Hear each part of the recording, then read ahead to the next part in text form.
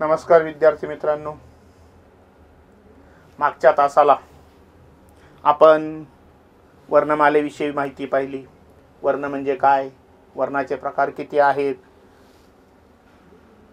स्वर, स्वरादी, व्यंजन या स्वरांचे प्रकार किती, कोणकोणते आहेत, स्वरादी कशाला म्हणायचं, व्यंजन कशाला म्हणायचं, व्यंजनाचेही प्रकार कोणकोणते प्रकार आहेत त्याची आपण माहिती पाहिली.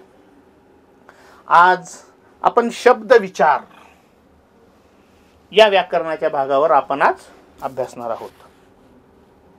आपण मागच्या तासाला जे काही वर्ण पाहिले की तोंडावाटे निघणारे जे काही मूलध्वनी आहेत, तोंडावाटे निघणारे जे मूलध्वनी आहेत त्यांना आपण वर्ण असे म्हणतो.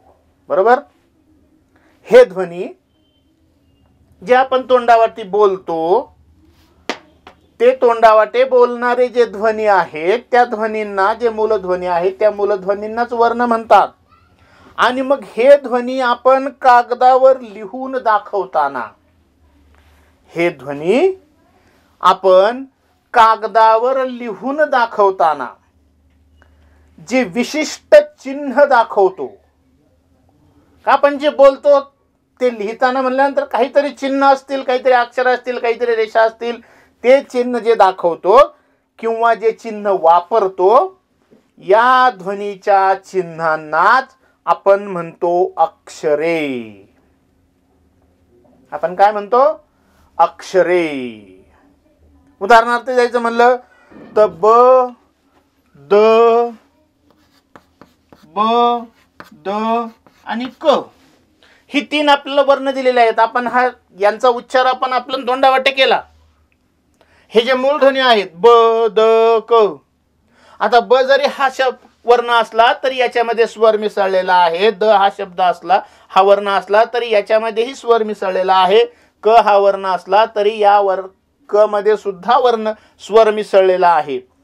मग आता ही जी तीन अक्षर आहेत ब, द आणि क, ही तीन अक्षर विशिष्ट क्रमामुळे, या विशिष्ट क्रमाने आल्यामुळे, ब, द आणि क ही जी अक्षर आहेत ही अक्षर विशिष्ट क्रमाने आल्यामुळे त्याला अर्थ प्राप्त झाला. विशिष्ट क्रमामुळे आले म्हणून त्याला काय झाला प्राप्त? अर्थ प्राप्त झाला. ती जर ह्या विशिष्ट क्रमामुळे आली नसती तर त्याला अर्थ प्राप्त झाला नसता. पण ही जी तीन अक्षर आहेत ब आहे, द आहे, क आहे, ही विशिष्ट क्रमाने आल्यामुळे त्यांना जो अर्थ प्राप्त झाला म्हणून बदक हा शब्द तयार झाला. म्हणून काय झालं? बदक हा शब्द तयार झाला. म्हणजे पहा, तोंडावाटे जे आपण मूलध्वनी निघतात आपल्याकडनं त्या निघणाऱ्या मूलध्वनींना आपण म्हणतो वर्ण. आणि हे ध्वनी आपण कागदावर लिहून दाखवताना जी विशिष्ट चिन्ह दाखवतो किंवा ती चिन्ह वापरतो या ध्वनींच्या चिन्हांना आपण अक्षरे म्हणतो. मग त्या अक्षरांमध्ये ब, द आणि क ही जी अक्षर आहेत ही अक्षर विशिष्ट क्रमाने आल्यामुळे त्यांना एक अर्थ प्राप्त झाला. आणि ह्या अर्थ प्राप्त झाल्यामुळेच हा शब्द तयार झाला. ब, द, क हा शब्द तयार झाला. समजलंय? मग असा एखादा शब्द, या अशा एखाद्या शब्दाला किंवा शब्दाच्या समूहाला, म्हणजे एकापेक्षा जास्त शब्द आले असतील किंवा एखादा शब्द आला असेल, त्या शब्दाला किंवा एखाद्या शब्द समूहाला जर पूर्ण अर्थ प्राप्त झाला, एखादा शब्द किंवा शब्द समूह, एखादा शब्द किंवा शब्द समूह, एखादा शब्द किंवा शब्द समूह या शब्दसमूहाला पूर्ण अर्थ प्राप्त झाला. अर्थ तर प्राप्त होणं गरजेचं आहे, पण तो पूर्ण प्राप्त होणं गरजेचं आहे. पूर्ण अर्थ प्राप्त झाला तर आपण त्याला काय म्हणतो? त्याला म्हणतो वाक्य. म्हणजे एखादं वाक्य आहे, मी शाळेत जातो. आता यामध्ये मी हा एक शब्द आहे, शाळेत हा एक शब्द आहे आणि जातो हा एक शब्द आहे. मी या शब्दामध्ये एक अक्षर आलेलं आहे, शाळेत या शब्दामध्ये 3 अक्षर आलेली आहेत आणि जातो या शब्दामध्ये 3 अक्षरे आलेली आहेत. हे 3 अक्षर 3 वर्ण एका विशिष्ट क्रमाने आल्यामुळे त्यांना अर्थ प्राप्त झाला. मग हेच 3 शब्द एका विशिष्ट क्रमामुळे, हे जे 3 शब्द आहेत या 3 शब्दांचा समूह आहे, त्या समूहाला तो एका विशिष्ट क्रमाने त्याला अर्थ प्राप्त झाला, म्हणून आपण त्याला म्हणतो वाक्य.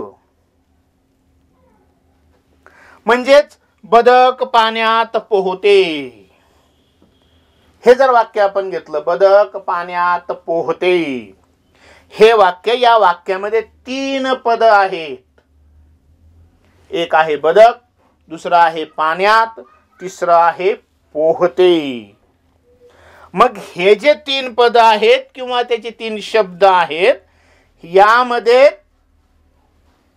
3 शब्द एकत्र आल्यामुळे त्या शब्दांना अर्थ प्राप्त झाला, म्हणून त्याला म्हणायचं ते वाक्य. बदक पाण्यात पोहते हे झालं वाक्य. मग आता पद आणि शब्द, या पद आणि शब्दामध्येही थोडाफार फरक आहे, थोडासा फरक आहे. पद आणि शब्द तो कसा? तर वाक्यामध्ये वापरताना एखादा शब्द किंवा एखादा शब्द वाक्यामध्ये वापरताना त्या शब्दाच्या मूळ स्वरूपात बदल करून, एखादा शब्द वाक्यामध्ये वापरताना त्या शब्दाच्या मूळ रूपामध्ये बदल करून त्या शब्दाचे जे रूप तयार होते, त्या शब्दाचे जे रूप तयार होते त्याला पद असे म्हणतात. काय म्हणतात त्याला? पद. पाहूया पदाची आपण व्याख्या काय आहे ती. पद कशाला म्हणतात? वाक्यात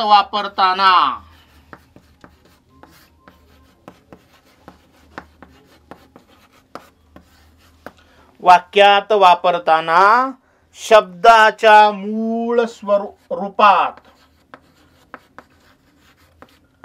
शब्दाच्या मूळ स्वरूपात बदल करून त्या शब्दाचे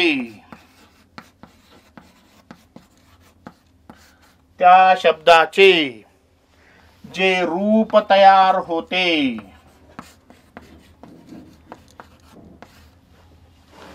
त्या शब्दाचे जे रूप तयार होते त्याला पद असे म्हणतात.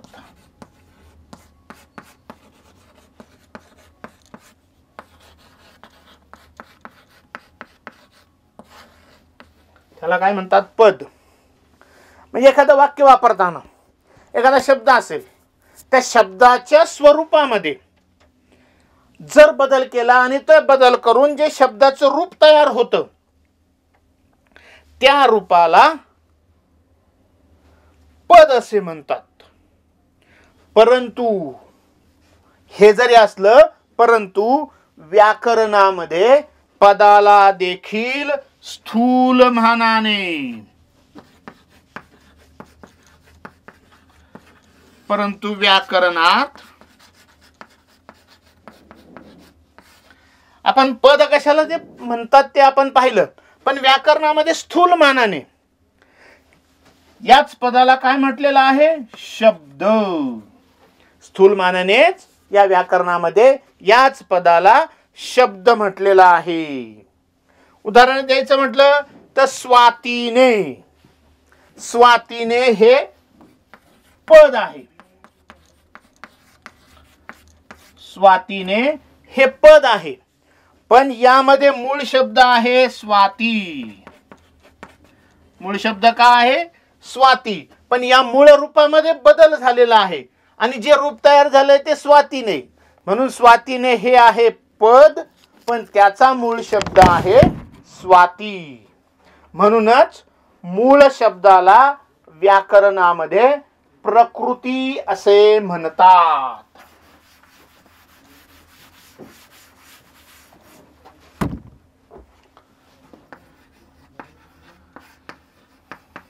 मूळ शब्दाला व्याकरणात प्रकृती असे म्हणतात.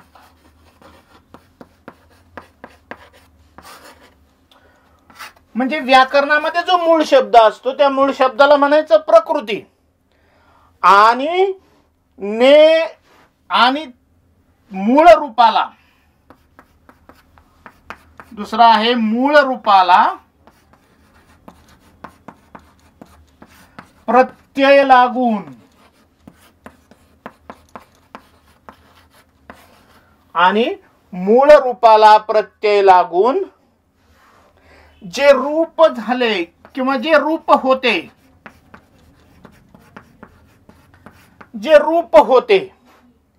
त्याला म्हणायचं विकृती.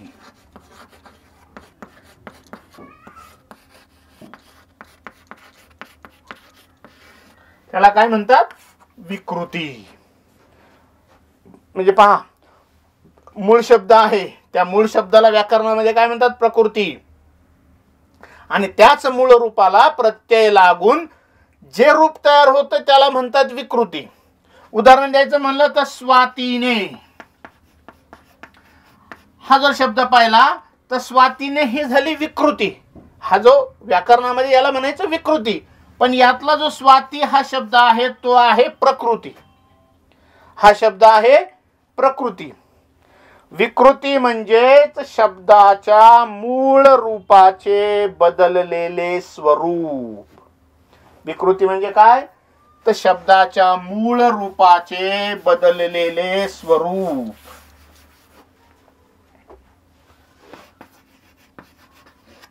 विकृती म्हणजे शब्दाच्या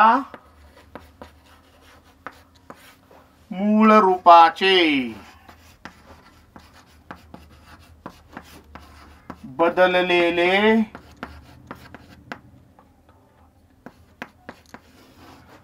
शब्दाच्या विकृती म्हणजे शब्दाच्या मूळ रूपाचे बदललेले रूप. आणि प्रकृती म्हणजे शब्दाचे मूळ रूप. आणि हे जे बदललेलं रूप आहे त्यालाच म्हटलेलं आहे पद. त्याला काय म्हटलेलं आहे? पद. प्रकृती आणि विकृती.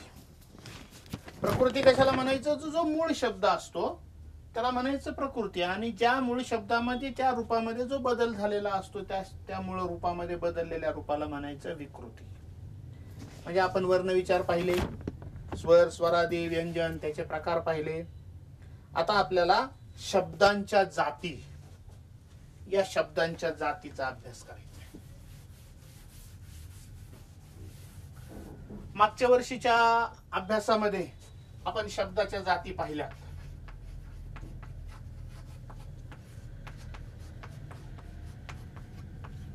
मागच्या वर्षीच्या अभ्यासामध्ये सहावीला असताना आपण शब्दांच्या जाती पाहिल्या. शब्दांच्या जाती आहेत दोन. एक आहे विकारी शब्द आणि दुसरा आहे अविकारी शब्द. शब्दांच्या जाती किती? दोन. विकारी शब्द, अविकारी शब्द.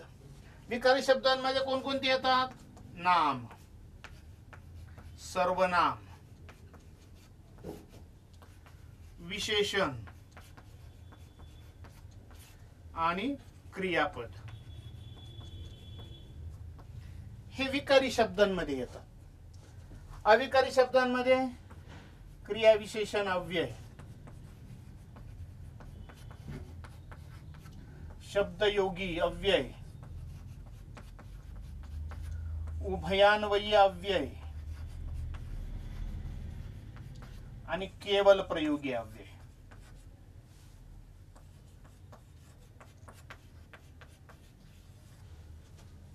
शब्दांच्या जातीमध्ये शब्दांच्या जाती किती आहेत? 2 जाती आहेत. एक आहे विकारी, 2 आहे दुसरा आहे अविकारी. विकारी शब्दांमध्ये नाम, सर्वनाम, विशेषण, क्रियापद.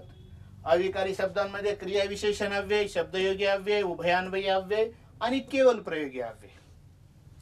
आता या ज्या शब्दांच्या जाती आहेत, या शब्दांच्या जाती आपण आतापर्यंत पाहिलं की अर्थपूर्ण जो शब्द असेल, अर्थपूर्ण जो शब्द समूह असेल, या अर्थपूर्ण शब्द समूहाला आपण वाक्य म्हणतो.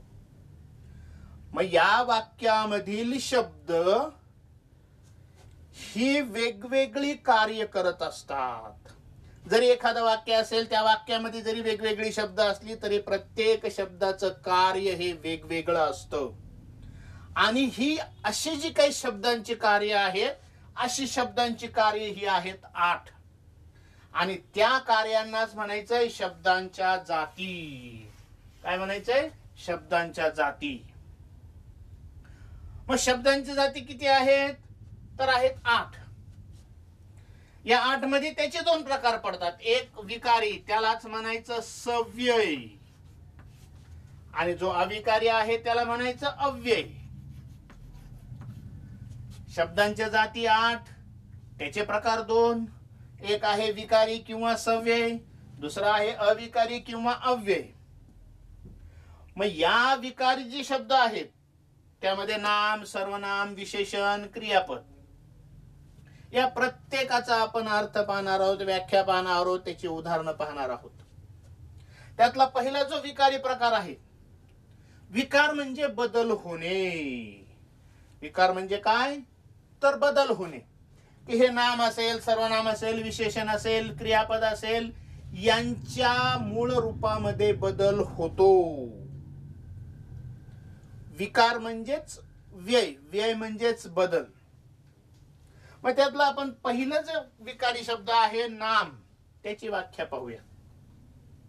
प्रत्यक्षामध्ये किंवा काल्पनिक वस्तूंची किंवा गुणांची, प्रत्यक्षात दिसणाऱ्या ज्या वस्तू असतील किंवा कल्पनेमधल्या ज्या वस्तू असतील, जे गुण असतील, त्या गुणांची, त्या वस्तूंची जी नावं असतात त्यांना म्हणायचं नाम.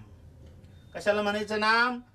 प्रत्यक्षात किंवा काल्पनिक वस्तू किंवा गुण यांची जी नावं असतात त्यांना म्हणायचं नाम.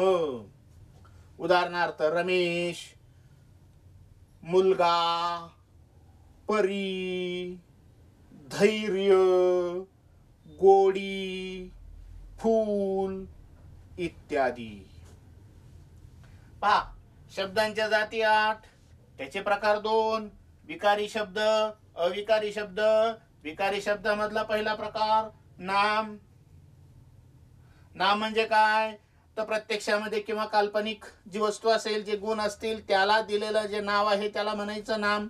उदाहरणार्थ मुलाचं एखादं नाव असेल, एखाद्या गावाचं नाव असेल, एखाद्या वस्तूचं नाव असेल, एखाद्या कल्पनेतली वस्तू असेल, कल्पनेचं ठिकाण असेल, त्याचं नाव असेल, त्याला म्हणायचं नाम.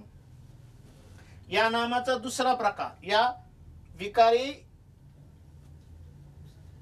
शब्दाचा दुसरा प्रकार, पहिला पाहिला आपण नाम, दुसरा आहे सर्वनाम. आता पहा, काही काही वेळेस एकच शब्द त्या वाक्यामध्ये, त्या परिच्छेदामध्ये सतत येत असतो. मग सर्वनाम कशाला म्हणायचं? तर जे नामाऐवजी शब्द येतात. कोणाऐवजी? नामाऐवजी शब्द येतात, त्यांना म्हणायचं सर्वनाम. त्यांना काय म्हणायचं? सर्वनाम. उदाहरण द्यायचं म्हणलं तर मी, आम्ही, तू, तुम्ही, ती, तो, ती, ते, हा, जे, आपण, ही जी का आहेत ही सगळी सर्वनाम आहेत. विकार शब्दामधला पहिला प्रकार पाहिला आपण, नाम, नामाची व्याख्या पाहिली, त्याचे उदाहरण पाहिले. सर्वनाम पाहिलं, त्या सर्वनामांची उदाहरणं पाहिले. तिसरा प्रकार आहे विशेषण. नाम म्हणजे काय ते आपल्याला समजलं, सर्वनाम म्हणजे काय ते आपल्याला समजलं. विशेषण, विशेषण म्हणजे काय, तर जे शब्द नामाबद्दल विशेष माहिती देतात. जो शब्द किंवा जे शब्द नामाबद्दल विशेष माहिती देतात त्या शब्दांना विशेषण असे म्हणतात. त्या शब्दांना विशेषण असे म्हणतात. समजले विशेषणाची व्याख्या. मग विशेषण कशाला, चांगला, गोड, वाईट, हिरवा, चौकट, चौपट, हे जे शब्द आहेत हे शब्द नामाबद्दल विशेष माहिती सांगतात. चौथा प्रकार आहे क्रियापद. चौथा प्रकार आहे क्रियापद. पहिला प्रकार पाहिला नाम, दुसरा पाहिला सर्वनाम, तिसरा पाहिला विशेषण, चौथा आहे क्रियापद. क्रियापद म्हणजे ज्या वाक्याचा अर्थ पूर्ण करणारा जो शब्द असतो, वाक्याचा अर्थ पूर्ण करणारा जो शब्द असतो त्याला म्हणायचं क्रियापद. काय म्हणायचं, क्रियापद. उदाहरण द्यायचं म्हणलं तर आहे, नाही, करतो, उठतो, बसतो, खातो, हे जे शब्द आहेत या शब्दामुळे वाक्याचा अर्थ पूर्ण होतो. वाक्याचा अर्थ पूर्ण होतो. या शब्दांच्या ज्या विकारी प्रकारामधले जे काही 4 प्रकार आहेत, मग या शब्दांच्या वरील 4ही जातींना किंवा प्रकारांना आपण विकारी शब्द किंवा सव्यय म्हणतो. विकार म्हणजे काय, तर व्यय होणे किंवा बदल होणे. कारण वाक्यामध्ये त्या शब्दांचा, मग ते नाम असो, सर्वनाम असो, विशेषण असो, क्रियापद असो, या शब्दांचा वाक्यात उपयोग करताना त्यांच्या रूपामध्ये कधी कधी बदल होतो. जी बदल होणारी आहेत त्यांना म्हणायचं विकारी किंवा व्यय, बदल, सव्यय. ही आपण पाहिली. शब्दांच्या 8 जातीमधली विकारी जे शब्द आहेत ती आपण पाहिली. ही आपण मागच्या वर्षी ही अभ्यासलेली आहेत. पण या वर्षी मात्र जे काही अविकारी शब्द आहेत या अविकारी शब्दांचा आपल्याला अभ्यास करायचा आहे. अविकारी शब्द कोणकोणते आहेत आणि ते अविकारी शब्दांचे प्रकार ते सगळे आपल्याला पाहायचे. यातला अविकारी शब्दामधला पहिला आहे क्रिया विशेषण अव्यय.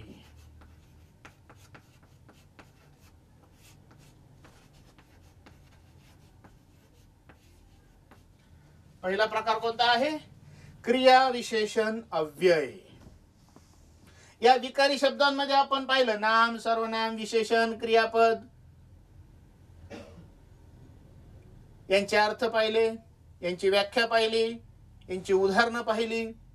आता अविकारी शब्दामधला पहिला जो प्रकार आहे तो आहे क्रिया विशेषण अव्यय. मग या क्रिया विशेषण अव्ययामध्ये आपल्याला सांगता येईल की जे शब्द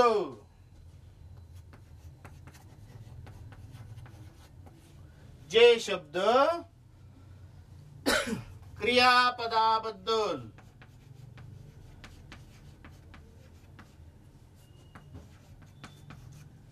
विशेष माहिती सांगतात,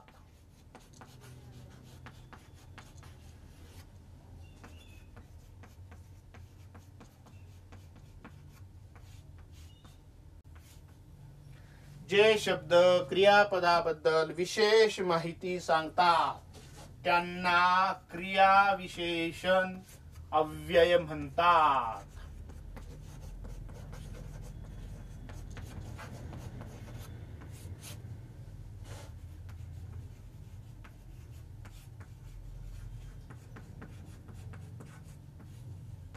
त्यांना क्रियाविशेषण अव्यय म्हणतात. मागच्या विकारी शब्दामध्ये जो क्रियापद आहे ते क्रियापद म्हणजे काय, तर वाक्याचा अर्थ पूर्ण करणारा जो शब्द आहे तो क्रियापद. मग असं जे क्रियापद आहेत या क्रियापदाबद्दल जी विशेष माहिती सांगितली जाते, या क्रियापदाबद्दल जी विशेष माहिती सांगितली जाते त्याला म्हणायचं क्रियाविशेषण अव्यय. त्या वाक्यामध्येच अर्थ आहे क्रियाविशेषण. क्रिया म्हणजे क्रियापद. क्रियापदाबद्दल विशेष माहिती सांगणारा जो शब्द आहे त्याला म्हणायचं क्रियाविशेषण अव्यय. उदाहरण द्यायचं म्हटलं तर आज, उद्या, आज, उद्या, काल, इथे, तिथे, हळूहळू, जलद इत्यादी.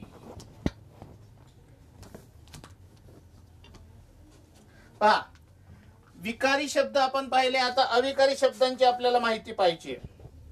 या अविकारी शब्दांमध्ये पहिला प्रकार पाहिला क्रियाविशेषण अव्यय.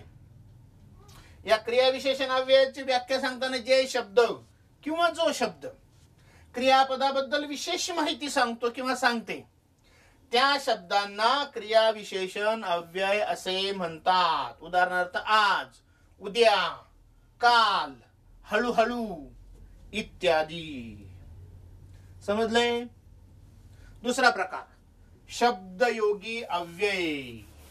अविकारी शब्दाचा दुसरा प्रकार शब्दयोगी अव्यय.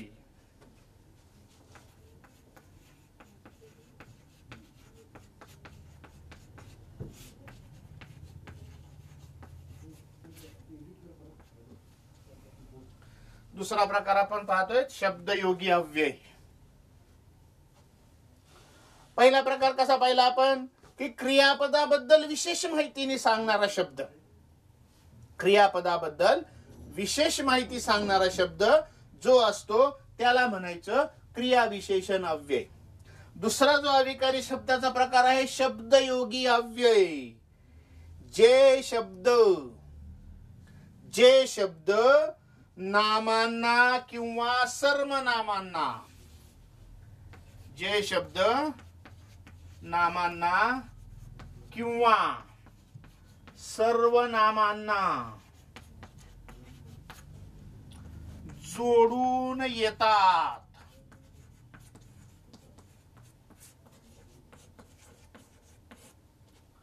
जे शब्द नामांना किंवा सर्वनामांना जोडून येतात त्यांना म्हणायचं शब्दयोगी अव्यय.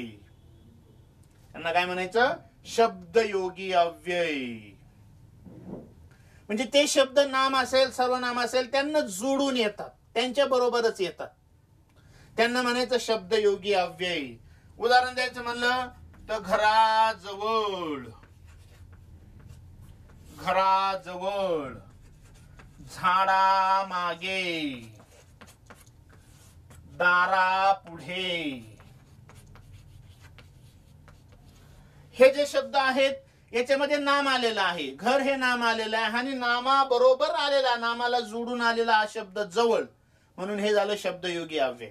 झाडामागे, झाड हे नाम आहे आणि या झाडात नामाच्या बरोबर आलेला हा मागे हा शब्द आहे म्हणून त्याला म्हणायचं शब्दयोगी अव्यय.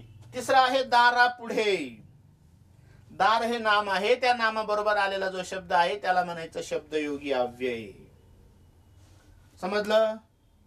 पहिला प्रकार केवळ क्रियाविशेषण अव्यय, दुसरा प्रकार शब्दयोगी अव्यय, तिसरा प्रकार पाहायचा आपल्याला उभयान्वयी अव्यय.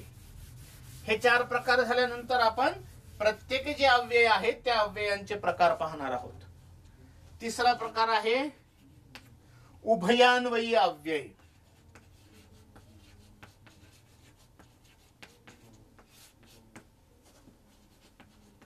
तिसरा प्रकार आहे उभयान्वयी अव्यय.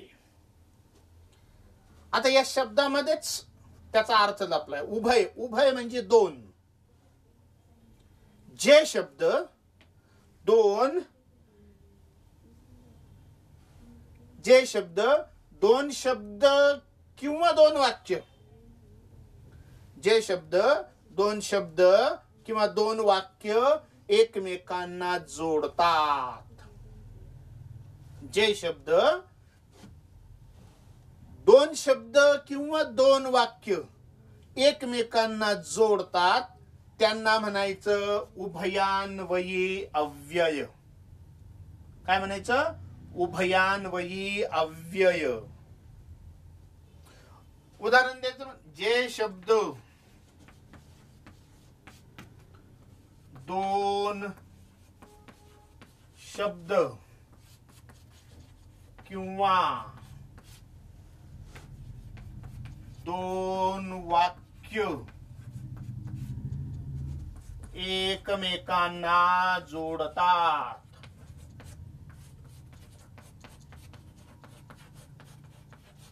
एकमेकांना जोडतात त्यांना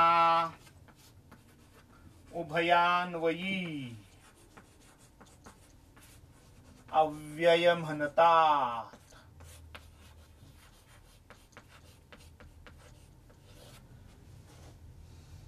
क्रियाविशेषण अव्ययामध्ये कसा अर्थ आहे? क्रियापदाबद्दल विशेष माहिती. शब्दयोगी अव्ययामध्ये नाम किंवा सर्वनामाबरोबर येणारा जो शब्द आहे तो. आणि तिसरा आहे उभयान्वयी अव्यय.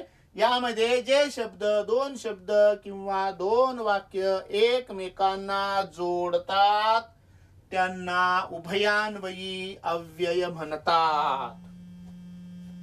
त्याची उदाहरणं आहेत व, आणि, व, आणि, किंवा, परंतु,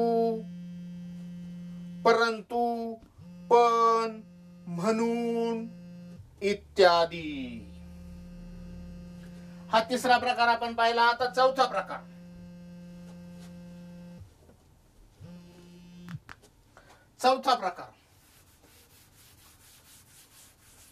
चौथा प्रकार आहे केवल प्रयोगी अव्यय.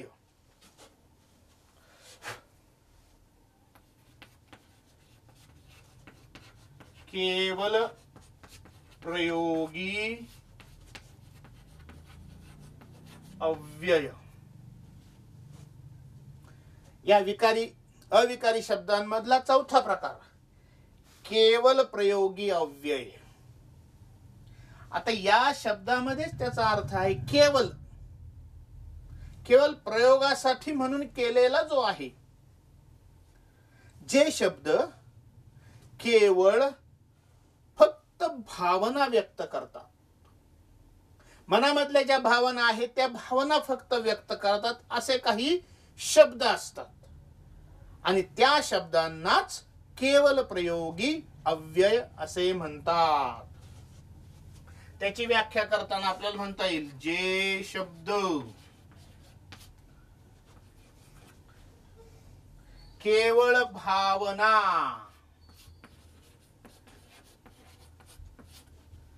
व्यक्त करतात.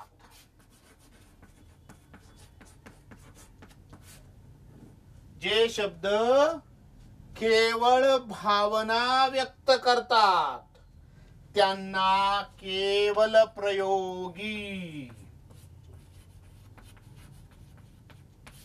त्यांना केवल प्रयोगी अव्यय म्हणतात.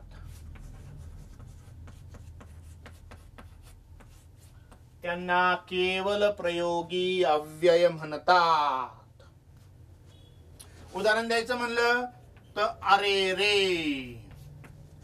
अबोब, आहा, हे जे शब्द आहेत या शब्दामुळे फक्त मनामधली भावना व्यक्त होत असते. आणि ती भावना व्यक्त होत असल्यामुळे त्या शब्दांना म्हणायचं केवल प्रयोगी अव्यय. ह्या ज्या चार जाती पाहिल्या आपण अविकारी शब्दाच्या, पहिलं पाहिलं क्रियाविशेषण अव्यय, दुसरं पाहिलं शब्दयोगी अव्यय, तिसरं पाहिलं उभयान्वयी अव्यय, चौथं पाहिलं केवल प्रयोगी अव्यय.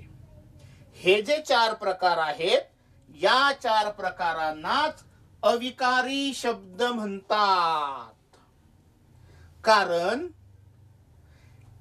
अविकार म्हणजे अव्यय, यामध्ये कोणताही बदल होत नाही. कारण वाक्यात उपयोग करताना त्यांच्या रूपामध्ये बदल होत नाही, म्हणून त्यांना अविकारी शब्द म्हणतात. आपण पाहिल्या शब्दाच्या 8 जाती, त्याचे 2 प्रकार, विकारी शब्द, अविकारी शब्द. विकारी शब्दाचे 4 प्रकार, नाम, सर्वनाम, विशेषण, क्रियापद. अविकारी शब्दाचे 4 प्रकार, क्रियाविशेषण अव्यय, शब्दयोगी अव्यय, उभयान्वयी अव्यय आणि केवल प्रयोगी अव्यय. नामाची व्याख्या पाहिली, त्याची उदाहरणं पाहिली. सर्वनामाची व्याख्या पाहिली, त्याची उदाहरणं पाहिली. विशेषणाची व्याख्या पाहिली, त्याची उदाहरणं पाहिली. क्रियापदाची व्याख्या पाहिली, त्याची उदाहरणं पाहिली. ह्या प्रकाराची सगळा अभ्यास आपला मागच्या वर्षीच्या अभ्यासामध्ये झालेला आहे. या वर्षी 7वीला आपल्याला फक्त जे काही अविकारी शब्द आहेत, या अविकारी शब्दांचाच आपल्याला अभ्यास करायचा आहे. या अविकारी शब्दांमध्ये जे काही 4 प्रकार आहेत, या 4 प्रकारांचे जे उपप्रकार आहेत ते आपल्याला पाहिजेत. ते आपण ह्या पुढच्या तासाला पाहूया.